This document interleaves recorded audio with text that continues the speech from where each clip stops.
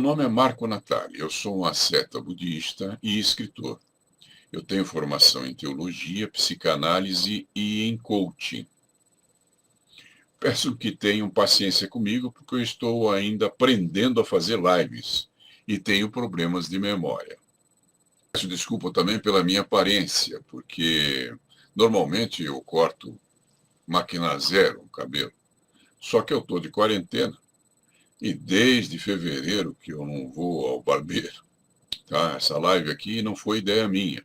Ela surgiu através de um amigo, Alex Reis, que sugeriu e me convenceu que a fizesse alegando que seria útil às pessoas que estão passando pela provação da endemia do coronavírus.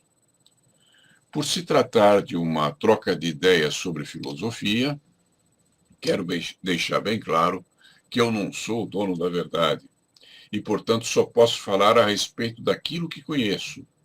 E mesmo falando daquilo que conheço, sempre terá o viés de ser um ponto de vista meu, baseado em minhas observações.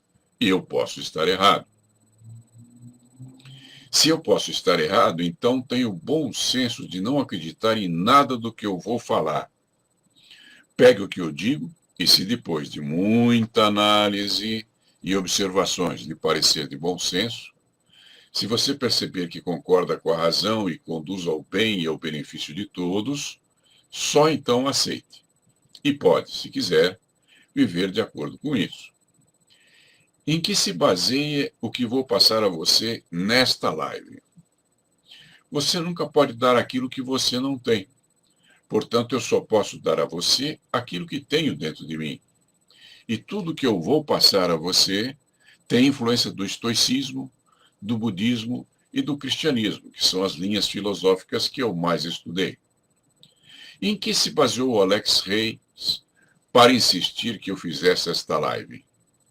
Em um dos meus livros, o Manual de Sobrevivência Filosófica em Tempos Modernos, que escrevi baseado no manual de um filósofo grego cujo nome é desconhecido. Ele era conhecido como Epíteto, que vem do grego, epictetos, que significa comprado.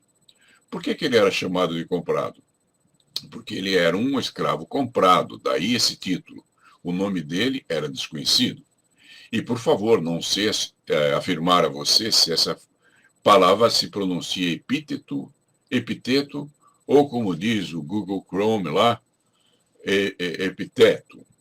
A quem se interessar, esse livro está à venda bem baratinho lá na Amazon. Eu não sei o preço, mas deve estar ao preço de um sanduíche ou no máximo de uma pizza. E você pode baixar para o seu celular, para o seu computador ou para o seu Kindle. Basta ir na Amazon e digitar o meu nome, Marco Natali.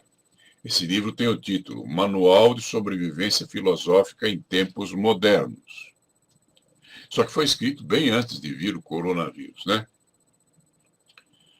E quando que vão ocorrer estas lives? O plano inicial é que tenhamos esta live uma vez por semana, às quartas-feiras, sempre neste horário das 19 horas. Ela vai ter duração apenas de 1 hora. Todas as quartas-feiras, no mesmo horário, sempre que eu puder, terá a duração de 1 hora, estarei aqui com vocês. Este é um curso sobre sobrevivência, mas é um curso que eu quero ter interação com vocês. E como é que serão conduzidas essas lives? Em primeiro lugar, todo mundo é bem-vindo, não importa qual sua crença, se você é religioso ou ateu, isso para mim não importa. Não importa qual filosofia você pratica em sua vida, não importa se você vai comprar meu livro ou não, eu não sou livreiro, eu sou apenas um escritor. Eu vou começar citando um trecho desse livro, que eu vou chamar de citação, depois farei um comentário sobre a citação e, por último, abrirei para perguntas de vocês.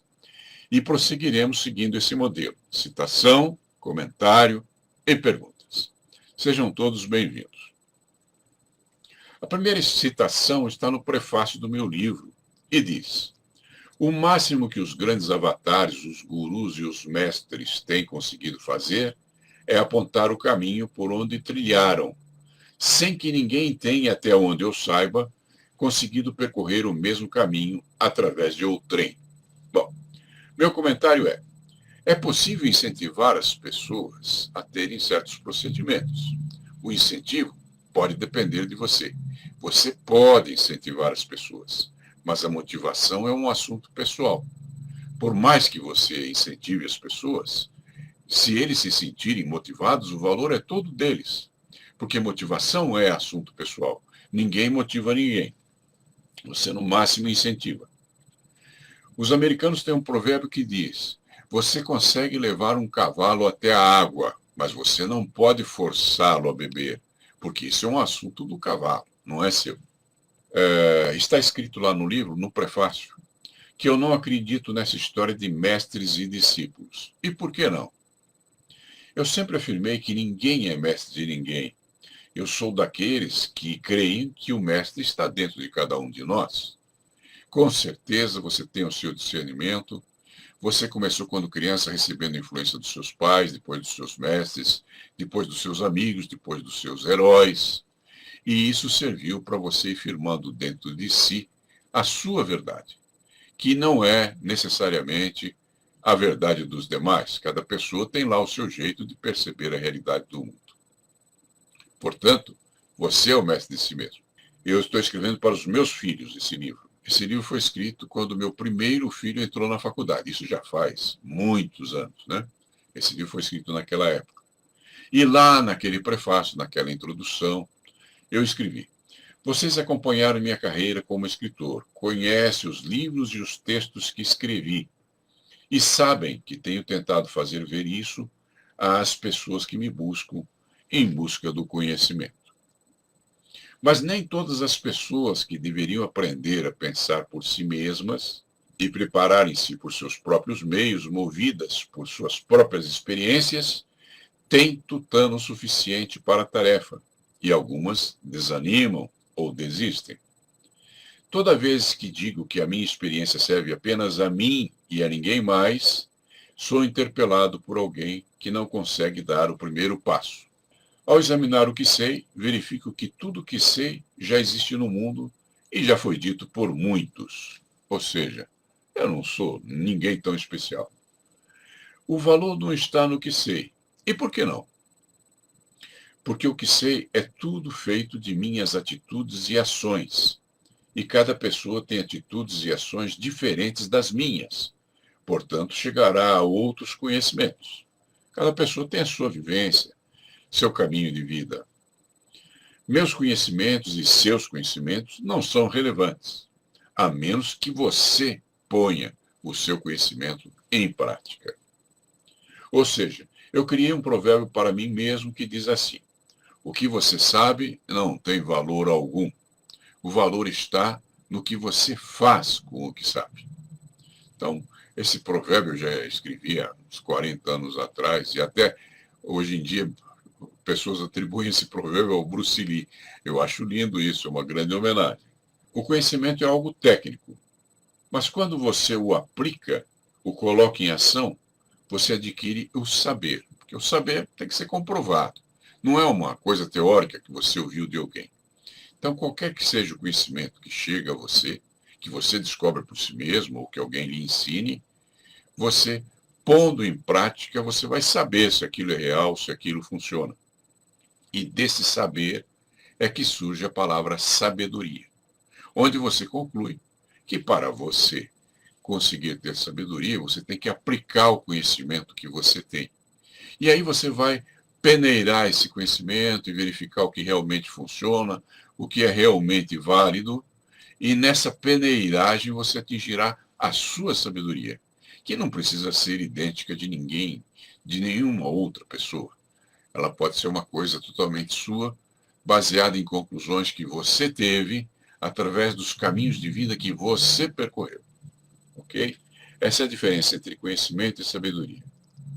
O conhecimento é algo teórico, mas quando você o aplica, o coloca em ação, você adquire o saber. E a soma de seus saberes é a sua sabedoria. Examinemos essa questão mais detidamente.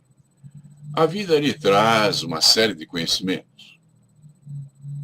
seja através de um vídeo, de um filme, de uma conversa, de uma troca de ideias, de um livro, de uma live como esta, até conversando com seus amigos. Esse conhecimento não tem muito valor, talvez não tenha valor algum, mas a partir do momento que você põe esse conhecimento em prática, a partir do momento em que você age, você passa a saber, na prática, a respeito desse conhecimento, se ele é válido, se ele não é válido, se serve para alguma coisa, ou se você está perdendo tempo com isso. Quando alguém compartilha com você um conhecimento, esse conhecimento não pertence mais a ele. Ele até pode continuar com esse conhecimento, mas ele passa a pertencer a você. Porque quando você o aplica, a vivência é sua, a experimentação é sua, é algo vivo e experimentado por você.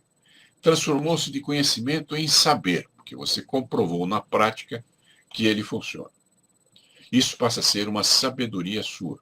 Portanto, o primeiro passo para transformar conhecimento em sabedoria é agir. Quando percebi isso, criei um provérbio para mim mesmo, que talvez possa ser útil a você. Esse provérbio diz: sem ação não há realização. Aqui o Robson Antônio Lopes Pires, que é um grande pensador, um homem muito experiente, que vive lá em Minas e que é professor de Kung Fu, ele diz: o mestre dentro de cada um, a maioria busca fora, e por muitas vezes ocupam pelo caminho frustrado com eles mesmos. Atribuem a alguém que tentou indicar-lhes o caminho e se esquece que esse caminho é de cada um à sua maneira. Isso é uma grande verdade. Perceba que você só se torna mestre de si mesmo quando você assume as respostas que você dá a si mesmo. E isso se chama responsabilidade. Você tem a habilidade de responder a si próprio. No momento em que você o faz, você se torna mestre de si mesmo. É claro que isso exige que você não seja mais uma criança. Quando criança, você depende muito dos seus pais e, sei lá, dos professores. À medida que você vai crescendo, que você vai arregaçando suas mangas, trabalhando, construindo a sua vida, casando com alguém, tendo filhos, tendo a sua casa, sendo responsável pelo alimento que você come, não sendo outro que dê esse alimento a você, aí você começa a se tornar um ser adulto. E esse ser adulto, obviamente, como diz aí o Robson, exige uma certa responsabilidade. Porque se você não tem uma habilidade para responder ao mundo lá fora, você vai culpar os outros pelo que acontece a você. E muita gente culpa, inclusive, Deus, né? Põe sobre os ombros de Deus todas as causas de seus fracassos. Muito bem, o Antônio Freitas aqui, ele menciona o primeiro capítulo do Tao Te Ching. O caminho verdadeiro é aquele que não pode ser seguido, né? Ou seja, a verdade é a verdade de cada um, não é? O Antônio esteve comigo há, sei lá, uns 30 anos atrás, lá no Rio de Janeiro. Ele é do Ceará, é mestre de Kung Fu lá no Ceará. Tivemos bons momentos juntos no passado. E o Edson Conselheiro traz a contribuição dele. Ele diz: se soubermos observar tudo que existe pode ser nosso mestre. Ou guru, aquilo que dissipa as trevas. Isso até diluímos a ilusão de que existe de fato um eu, diferente de tudo que existe. Então isso aqui é bem profundo. Na realidade, a palavra guru em sânscrito não é guru, como a gente fala aqui, é guru. E significa aquilo que dissipa as trevas. E não é uma pessoa necessariamente. Existe uma história lá na Índia sobre um rei que estava vindo lá com seus elefantes, o seu séquito, e viu lá um homem meditando embaixo de uma árvore com uma placidez no rosto, assim um semblante de tranquilidade, de serenidade, aquilo que os gregos chamam de ataraxia. E esse rei foi lá falar com esse homem, deslumbrado pelo aspecto que ele tinha ao meditar, que estava tão tranquilo, tão sereno, e perguntou a esse homem: poxa, eu estou assim fascinado pela sua aparência e queria que você me indicasse o seu mestre. E esse homem falou: bom, eu tive 14 mestres. E começou a nomear os mestres dele: a folha da grama, o vento, a chuva, o coqueiro, a árvore. E mencionou entre os humanos apenas dois: a prostituta e o arqueiro. Isso é interessante, porque aquele rei esperava que ele fosse dar o nome de um grande mestre, um cara conhecido, um cara famoso. Se fosse nos dias de hoje, um cara que dá entrevistas na televisão. Só que ele deu nome de coisas simples, que estão ao nosso redor, como diz o Robson. E de repente, você pode tirar das coisas que estão ao seu redor a sabedoria que você necessita para viver, em vez de ficar procurando-a em terceiros. Ninguém é mestre de ninguém. Cada um é mestre de si mesmo. Isso é um conhecimento profundo e merece que você reflita sobre ele. O Afrânio aqui diz: como você vê o benefício ou malefício que a escola nos trouxe por termos sido punidos com notas ruins sempre que errávamos? Isso é interessante, porque a escola não ensina para você sabedoria de vida. Ela ensina aquilo que é o elemento escolar, que terá alguma utilidade. A minha esposa é formada em matemática pela USP. Eu fiz matemática, como você fez. Todo mundo estudou aritmética, matemática, na escola. O que eu me lembro daquilo? Muito pouco. É claro que eu sei fazer contas e acredito que você também. Aquele mínimo múltiplo comum e o máximo divisor comum, nunca usei para nada, não me lembro disso. Agora, alguma coisa sobre medir área, saber qual é a área de um cômodo, medindo a lateral pelo comprimento, etc. Isso me foi muito útil. Agora, eu fiz milhões de exercícios lá, de matemática e de aritmética, que nunca usei na minha vida adulta. Outra coisa, no primeiro mundo, as crianças são ensinadas a administrar sua vida financeira. E você foi? Eu não fui. Nunca aprendi isso na escola. E aqui nós deveríamos ter sido educados nisso desde que entramos naquilo que vocês chamam de primeiro grau, que no meu tempo era o primário. Então, o que acontece quando vem uma crise como a coronavírus, por exemplo?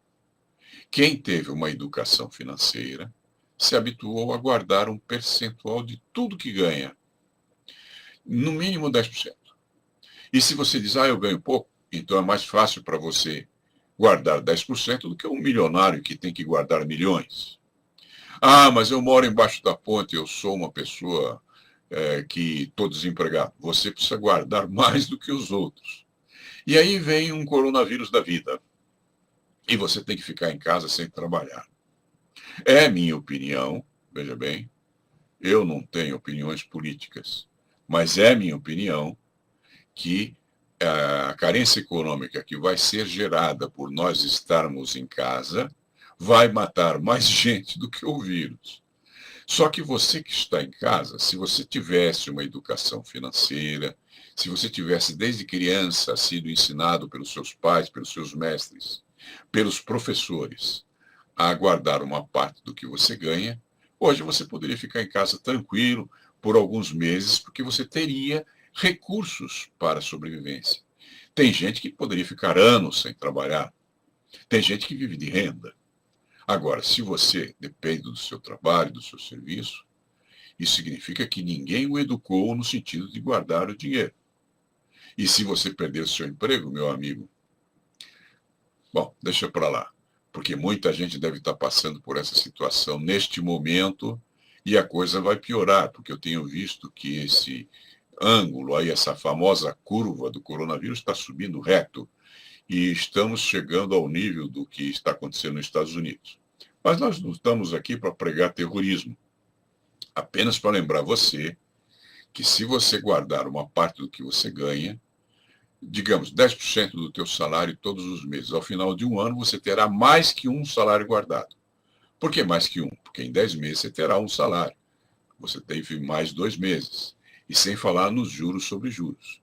Então você teria condições de sobreviver do mesmo estilo que você sempre sobreviveu, por pelo menos um mês e meio, se você fez isso por um ano. E se você vem fazendo isso a vida inteira, você aguenta vários anos ficando em casa e ainda terá tempo para se dedicar, para estudar, para aprender e para sobreviver. Agora, de quem é a responsabilidade disso? Sua. É claro que se o governo ensinasse isso a você, se seus professores lhe ensinassem isso, se os seus pais tivessem educado você nessa direção, teria sido muito mais fácil para você. Mas quando alguém não faz isso por você, sabendo-se que você é o mestre de si mesmo, você terá que fazer isso por si, tá? E quando o fizer, com certeza vai se destacar dos demais, porque a grande maioria não faz. Muito bem. Então, essa avaliação a que se refere o Afrânio é uma avaliação de questões escolares que muito pouca coisa tem a ver com o que realmente você vai viver na sua vida, com a ciência da sobrevivência lá fora, de que falaremos neste curso aqui alguns aspectos muito interessantes. Bom, e aqui a nossa amiga portuguesa Helga Eucária nos diz que teoria sem pôr em prática não ajuda ninguém. Isso é a grande verdade. O Edson Caetano da Costa. A percepção é igual para todos, mas as realidades são diferentes. Exatamente. A realidade é diferente. E aqui cabe um dos preceitos que você vai examinar aqui neste curso, que é: não importa muito o que a vida impõe a você. Porque, como diz aqui o Edson Caetano da Costa, essas imposições são diferentes, elas mudam. O budismo afirma que nada é permanente, está em constante mudança o tempo todo. Então, não é importante o que a vida impõe a você, importante é a sua maneira de reagir àquilo que a vida impõe a você. Aquilo que a vida lhe dá pode ser uma coisa proveitosa, se você souber aproveitá-la num sentido construtivo, e pode ser destrutiva se você não tiver essa competência. O Afrânio diz que está editando um vídeo falando exatamente isso. A Elga diz: em Portugal as escolas também não ensinam a economizar. Só em casa a educação dos pais. E olha, cá entre nós, ela é portuguesa. E apesar das lendinhas e bobagens que se fala aqui no Brasil sobre o português, que é normal, porque o argentino também fala sobre os galegos lá da Espanha, etc. Isso é bobagem, é coisa de colonização. Mas a grande verdade é que o português, quando vem ao Brasil, ele cria uma padaria e mesmo que ele não tenha uma educação formal, em poucos anos ele educa a família dele. E eu conheço alguns que até depois voltam para Portugal e compram propriedades por lá. Eu não necessito omitir minhas próprias percepções, visto que são de domínio público. Quem lê meu livro sabe, né? Então eu estou aqui falando com vocês, entregando a vocês o que me pertence, que é o que eu percebo, porque o que não me pertence não posso dar a vocês. Pessoas que conviveram comigo sabem que sou um homem comum, que maiores são as minhas falhas que as minhas virtudes, que eu não sou o melhor nem o mais virtuoso dos homens. Portanto, sei que esta não é nem a melhor nem a mais virtuosa filosofia de vida, mas ela é calcada num livrinho de um grego muito importante, na minha opinião, que era um escravo que pertencia a um escravo. O dono dele tinha sido escravo e foi liberto por Nero, e esse escravo era dono dele. Então, mesmo que essa não seja a melhor das filosofias de vida, ela traz alguma coisa útil para você, espero que lhe seja útil. Se não é a melhor nem a mais virtuosa filosofia de vida, por que compartilho com você? Para que você descubra que você é o autor da sua própria vida. É você que vive sua vida. Eu não vivo sua vida e nem posso lhe dizer o que você pode fazer com a sua vida. Estou aqui para lhe mostrar que você, ao estar vivo, ao estar aqui, está tendo a oportunidade de criar para si sua própria filosofia de vida. A palavra filosofia foi definida por Pitágoras e se compõe de dois vocábulos: filo, que vem de filia e significa amor, e sophos, que significa sabedoria. Portanto, filosofia é apenas, e não é pouco, o amor pela sabedoria.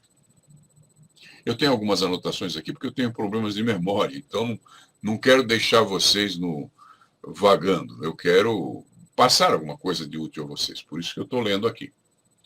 Isso pode significar duas coisas para você. Por um lado, se não sou o melhor dos homens, certamente haverão muitas outras filosofias que poderá adotar com tanta ou até mais utilidade do que esta. Portanto, você não me deve nada e não está obrigado a aceitar nada do que eu lhe disser. Por outro lado, se apesar de minhas falhas consigo aplicar razoavelmente esta filosofia em minha própria vida, Talvez você, que certamente é mais virtuoso do que eu, possa adotá-la com grandes vantagens pessoais. Pense nisso. Se vocês decidirem adotar esta filosofia, talvez possam encarar a vida com o mesmo pragmatismo e objetividade com que a encaram. Talvez não. O risco é todo de vocês. De qualquer modo, é sempre uma escolha e, como tal, responsabilidade exclusiva de cada um. Né? Cada um de nós é responsável por si mesmo. Quando você olha no espelho de manhã, supondo que você o faça, você está vendo lá o responsável por todo o teu sucesso e também o culpado por todos os teus fracassos. Isso é interessante, porque agora você já localizou onde está o problema. É só resolver isso por você mesmo. Sim, as escolas deveriam mesmo passar uma educação financeira e ensinar a empreender, como diz o Edson Caetano da Costa. O Gustavo Badiotto, que está lá no Japão, veja que interessante, ele diz o seguinte: apesar de ter uma conexão um pouco ruim com cortes, a situação coronavírus no Brasil está muito preocupante. Fale da sua experiência nesses tempos de quarentena. Bom, eu não tenho muito a falar. Estou aqui dentro de casa, 4 meses sem ir no barbeiro, e estou trabalhando. Eu trabalho em torno de 14 a 16 horas por dia. Não. Talvez eu seja um workaholic, mas a grande verdade é que eu amo o que eu faço. Eu só trabalho naquilo que eu gosto. Consegui chegar a esse ponto da minha vida. E, portanto, trabalhar para mim é um ato de amor. Eu sou aquele cara que gosta da segunda-feira. E eu trabalho, inclusive, sábado e domingo. Claro que eu não trabalho tanto no sábado e domingo, porque são os dias em que a minha esposa querida vem lá de São Paulo, que ela cuida da mamãe lá em São Paulo e vem passar comigo os fins de semana. Então eu preciso dar atenção a ela e ela bem merece, coitadinha. Então o que eu tenho feito nesse tempo de coronavírus? Eu tenho me cuidado. Eu passei a vida estudando. Vocês veem atrás de mim alguns livros, acho. Vocês estão vendo só uma pequena parte, porque aqui todas as paredes têm livros. E aqui não tem nem um décimo dos livros que eu já li na minha vida. Mas o que eu aprendi com esse estudo, essa pesquisa e essa busca do conhecimento? Eu aprendi alguma coisa sobre nutrição. Então, eu estou nesses tempos de coronavírus sabendo, porque eu tenho um grande amigo que é biólogo e ele me orienta, né? Que não adianta você comer comida certa e fazer uma nutrição certa, porque isso ajuda a evitar as bactérias, mas não os vírus, porque eles são procedimentos diferentes dentro da biologia. Muito bem. Então, o que eu tenho feito? Eu tenho comido alho cru em todas as refeições, porque ele aumenta a defesa orgânica. Eu tenho tomado vitamina C com zinco para aumentar minhas defesas orgânicas. Tenho tomado complementos de vitamina D e sol na medida do possível, porque é um dos elementos mais favoráveis para evitar essa endemia. Essa história de dizer que o calor evita, não se deixe enganar, porque o maior índice de coronavírus até recentemente estava na Amazônia. E o Ceará também tem um número bastante significativo. E São Paulo tem muito mais mortes por coronavírus. E temos tido um inverno relativamente quente até agora. Né? Está começando a esfriar aos pouquinhos. O que mais que eu faço para cuidar de mim? Ginástica. Né? Pouca ginástica, porque eu tenho mais de 70 anos. Já não dá para fazer aquelas estripulias que eu fazia quando jovem. Mas procure fazer alguma ginástica. E se você não tem noção de ginástica, entre no YouTube e veja algum vídeo de dança. E dance, se mexa. O importante é se mexer, tá? Não deixar o corpo cair. E cuidado com a boca, porque você estando em casa, com certeza você come mais e se exercita menos. E isso é visível na linha do Equador, ou seja, na barriga. Né? Ela começa a se transformar na linha do Equador, quando você deveria mantê-la regrada para que você tenha um corpo são. E, como diziam lá os latinos, corpore sano, mens sana in corpore sano. Você não deve cuidar só da sua saúde. Já que você está confinado, você está no que eu chamo de uma prisão domiciliar, que tem um nome bonitinho de quarentena, você tem tempo para ler, tem tempo para estudar, tem tempo para obter uma nova formação, tem tempo de se preparar para a vida.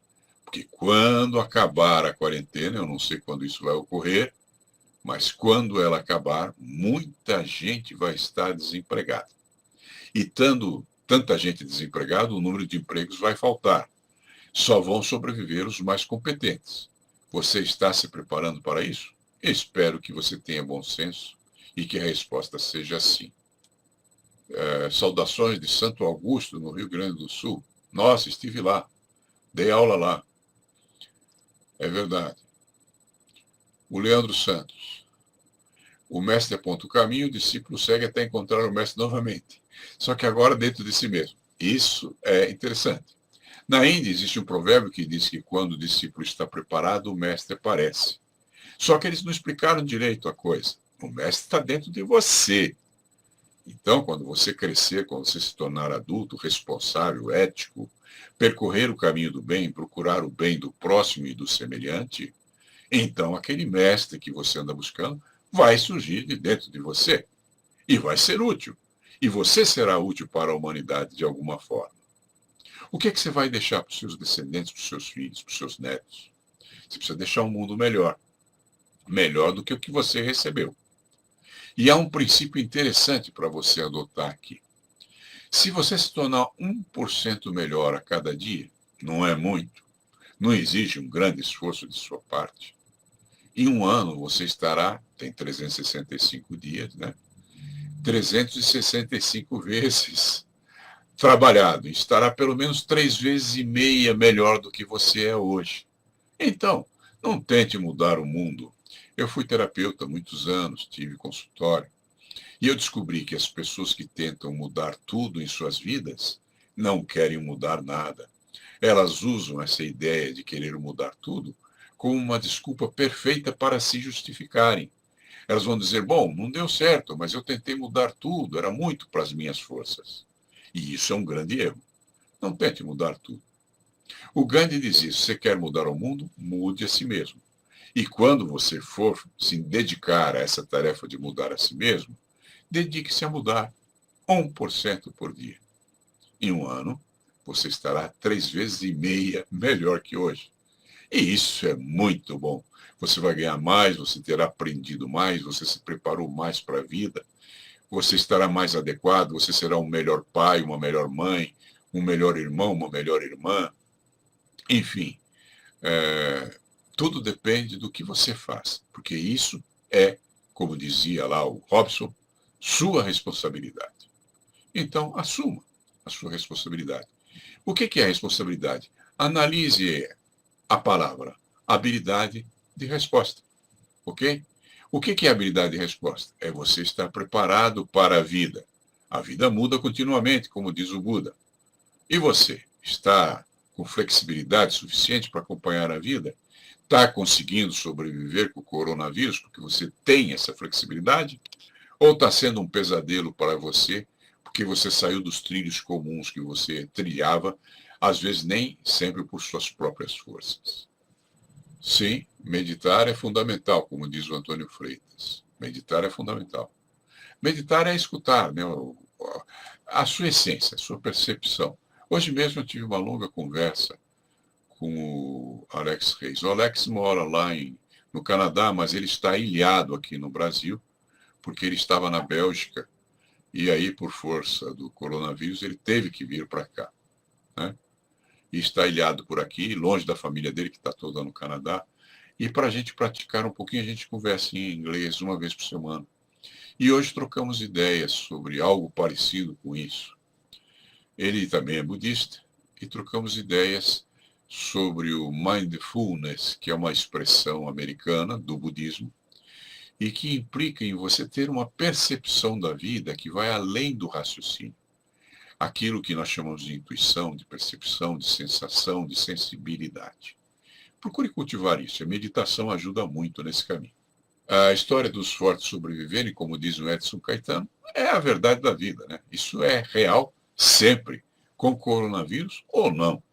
Se você tiver em tempo de paz e sem ameaças de endemias, ainda assim, você está disputando par e par o seu trabalho, a sua competência, tudo que você faz com outras pessoas que tenham competência semelhante à sua, ou inferior ou superior.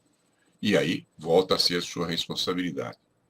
Quando eu era menino, havia uma poesia que era muito estudada naquele tempo, chamada Ijuca Pirama.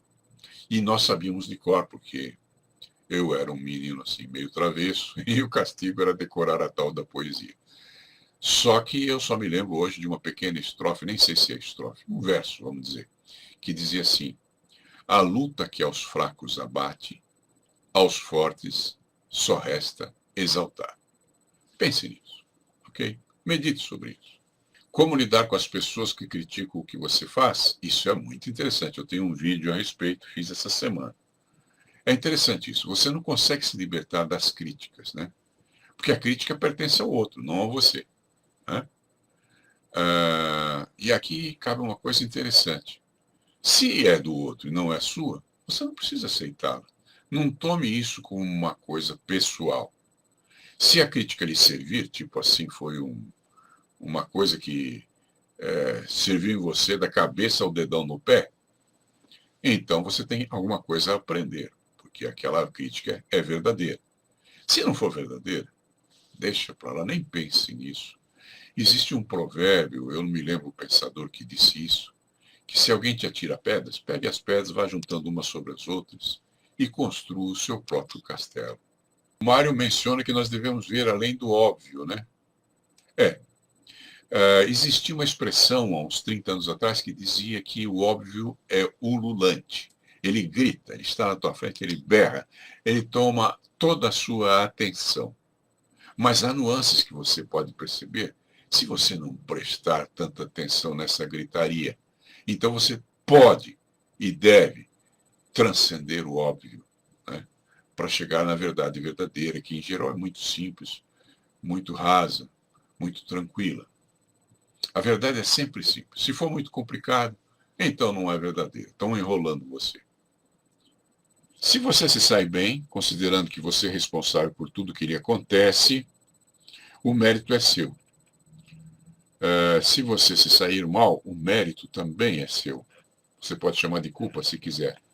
Mas a ideia é que você pode transformar sua vida de acordo com aquilo que você recebe e com o preparo que você tem para reagir àquilo que você recebe. E outro ponto que eu vou citar aqui. Pode ser de bom alvitre considerar que esta filosofia de que estamos falando se trata apenas de uma filosofia pessoal, sem maior valor do que tantas outras que andam por aí.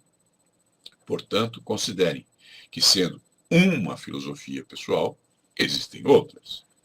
Considere que, sendo uma filosofia pessoal, significa que não se trata de verdade absoluta, visto que a filosofia é a busca da verdade, não é a verdade em si mesma.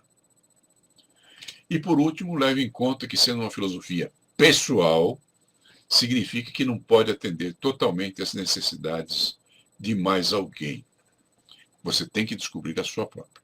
Seja o que for que você faça, faça porque é justo, diante de seu entendimento. E não porque há alguém que possa premiar ou castigar você na proporção de suas ações. Esta é a citação. Agora o comentário. Se você age de determinada forma para agradar a alguém, para conquistar alguém, para obter alguma vantagem, para fugir de um castigo ou punição, eu não estou aqui para te julgar. Quem sou eu para julgar alguém? Não sou melhor do que você. Mas eu aprendi que se minhas ações não são justas diante do meu entendimento, então elas são hipócritas. Você não tem que se comparar a ninguém, mas compare-se com o melhor de si mesmo. Você talvez não possa superar uma outra pessoa ou se tornar inferior a ela, mas você tem que se comparar com você. Você está fazendo hoje mais do que você fez ontem. Você está vencendo a si mesmo. Está se direcionando melhor em direção ao caminho do bem. Então, é uma conquista, ok? E o que é pior? São hipócritas à luz do meu entendimento. E quem eu estou tentando enganar? A mim mesmo? Claro que não. Então não tente se iludir. Se você for hipócrita na percepção do mundo, ou seja, no teu entendimento do mundo, E isso pode ser uma satisfação que você deve a si mesmo em relação a esse mundo. Quando você presta contas, quando você dá satisfação ao mundo, você está se justificando. Isso pode até satisfazer ao mundo, mas você deve muito mais do que isso a si mesmo. Aqui alguém está dizendo que foi meu aluno de neurolinguística nos anos 90. Eu fui aluno do John Grinder, criador da neurolinguística. Então, o conhecimento que eu tenho de neurolinguística é mais perto da fonte.